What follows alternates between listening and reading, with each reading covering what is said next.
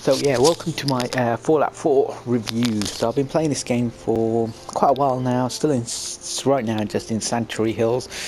As you can see, here's my place. There's one of my companions, Nick. Over in that corner is, it's either this house or the one on the left.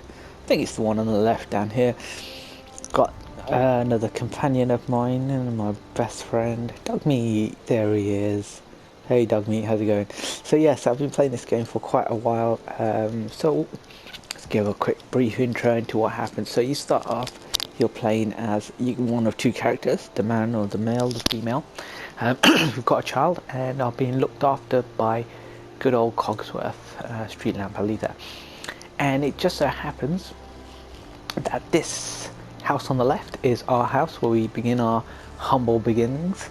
And Cogsworth is kind of like this automated house butler looking after us. We get called into Vault 111 as we are able to avoid the apocalypse and allowed to go there. Now, there's two things. One, you can either stay there long enough. Who's that? Settler. Damn settler's taking over my house. You can stay there long enough and the bombs will explode. And that kind of kickstarts the start of the game. Now, what happens then is similar to like Fallout 3, Fallout New Vegas, something big, major happens in the storyline, which then takes us out into the wasteland of, in this case, Boston. So anyone who's played New Vegas, obviously you get shot at, and that's the starting, and the doctor helps you in, I can't remember, the Good Springs, I think it is, in Fallout 3, and then obviously you start journey from there in Fallout, that's New Vegas, sorry, it's Fallout 3, you start off and your dad is trying to escape and you leave the vault. Similar, so in Fallout 4, of course, you're in the vault, cryogenically frozen, all of a sudden you wake up, something's happening, someone shoots your wife and steals your son. Then, when things malfunction, you get defrosted and you're out into the wasteland. And this is one of the first places you come to, is Sanctuary Hills. Graphics wise, I mean, look, it's windy, and that's the shrubs. It's alright. It's nothing too special. I've got loads of these armor suits which I'm just piling up in the middle of my road. Graphics are fine. They're not groundbreaking, they're nothing too special.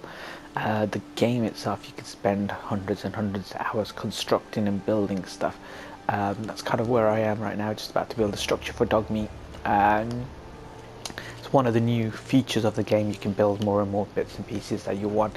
You've also got the ability now to construct armor, mods, and pretty much anything you want using your settlements. So as you go along, I'll come into that in a minute, you'll be able to store stuff into things like this, your workshops, your workbench, weapons bench. You've got the armor one.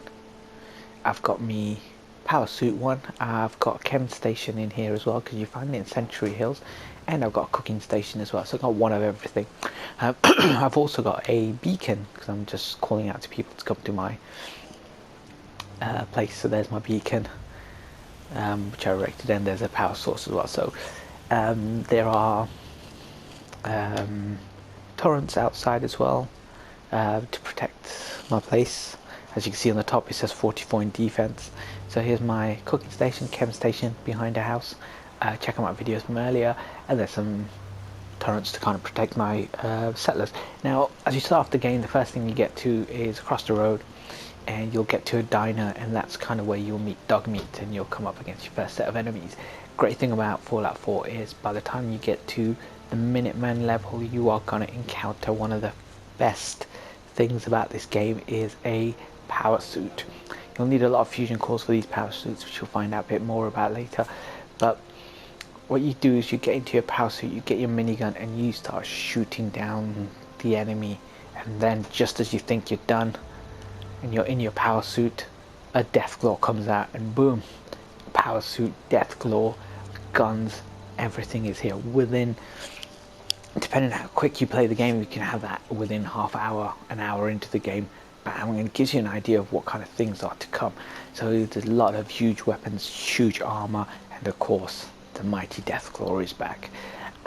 and there are legendary enemies everywhere. So what I find is when you're starting to do a mission, I kind of wander off and I start doing my own thing, and the game is huge, the map is immense, but you just kind of keep finding yourself finding more and more areas to find, and then you go off and do a side mission and you come back, and I'd only done 2 main missions in the whole time.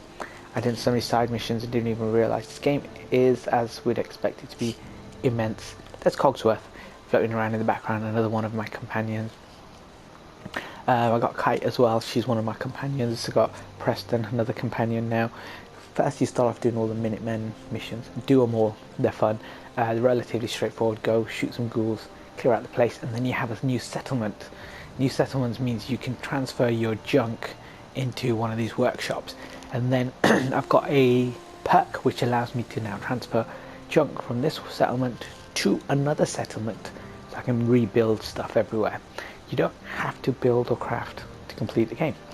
It's just something I enjoy doing because you get free XP points. And the main levels themselves, of course, you'll come up against him a bit later on, Nick. He's going to help us look for our son. We're trying to hunt down the people who kidnapped our kid. And that's the main crux of the main story. But you go to other places and you explore it, and you'll find other side missions, and you find out about the institution, you find out about Sith, you see super mutants, you see death claws, you see legendary enemies randomly spawning. Key here is, if you play very easy or easy, you won't see as many legendary. You go normal and above and you see more legendary enemies randomly spawning. There are locations which will, I'll do in some other review. I'll show you guys where everything is. So as always, from 3 to New Vegas to 4, game is huge. Walking around, the fast movement, everything is amazing. Crafting system is a whole new beast in itself. And I absolutely love this. So here's my concrete pillars, and you know, this is where I'd build my house. And I can go to structures, I can just go wood. I can actually do a prefabbed house as well, which is quite cool. And I can just drop a shack, a large shack on top of here. It's on the PlayStation, so you know, you hit R1, R2, and it spins around, and there's my house. So let me just move that into place, boom, and cancel that. So there's my house.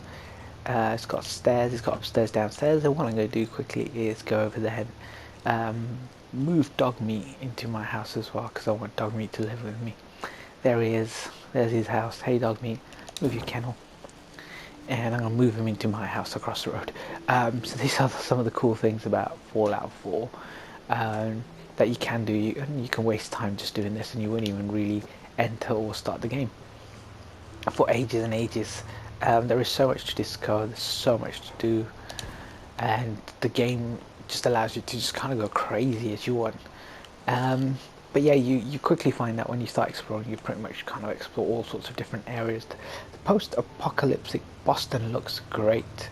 Graphics wise, obviously it's okay. It's nothing too special. Hey Dog Meat, you come in. Come look at this house I built for you. Go on, there you go. So Dog Meat's come to my house now.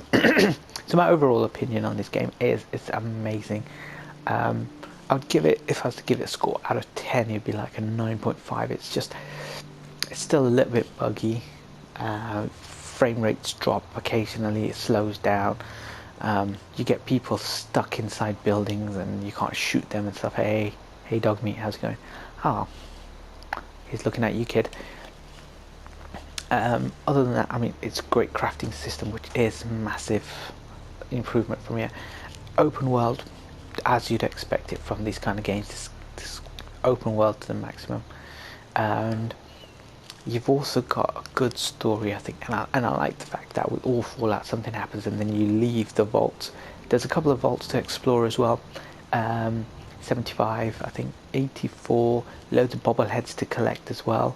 Tons of magazines to collect, all of which give you new perks. The new perk system's great. So yeah, just so much depth in this game. Hoping you're enjoying it. Write me up with your comments on the bottom. There's all the bobbleheads I've collected. 2. I've got 1 more in my pack, so I've got 3 bobbleheads in total. So I've got repair and perception. Go back into here. Go into my 8. Nope, miscellaneous. And what bobblehead do I have? There he is. There's my energy bobblehead. There you go. So I got 3 now. Got a long way to go to fill these up, but slowly making my way through. I want to build a magazine stand here to pour my magazines on so they can look pride. I am actually gonna move this into my new house with dog meat. Dog meat, my bobbleheads. It's one of the amazing things about this game. You can just spend ages in here. Of course, you want to discover more of the world. You want to do more outside. So the missions are great. Killing a legendary weapon, legendary enemy normally spawns legendary weapons as well, and also they mutate, which is really annoying at first when you shoot something and you think you killed him. It actually mutates and he gets more angry at you. With the ghouls, when you do that, they will respawn any ghouls nearby, which is so annoying, but great fun still. It's good. It's a great game. Where's dog meat gone? Nick's my good friend. He's my latest companion. So yeah, amazing game. Hit me up with your thoughts. Subscribe for more hints, tips, and walkthroughs for Fallout 4.